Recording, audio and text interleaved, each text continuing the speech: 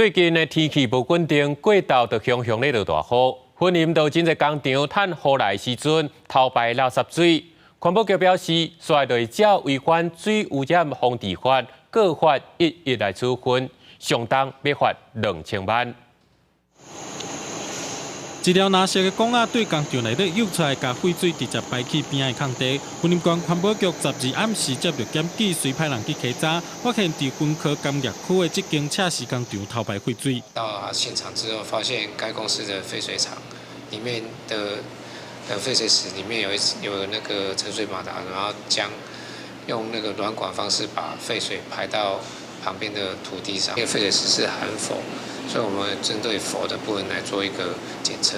还有伫斗六产业园区的食品工厂嘛，趁落雨了，甲无处理过的废水直接排入水沟。环保局的水质监测器发出警示，因赶紧派人去稽查，发现排出来的废水是 pH 值4.8的强酸水。我们水质感应器发现水质异常，它的 pH 到4点多，所以我们就请我们同仁前往现场去稽查，然后就发现就是有一家 食品工厂的那个废水就是溢流到雨水道里面。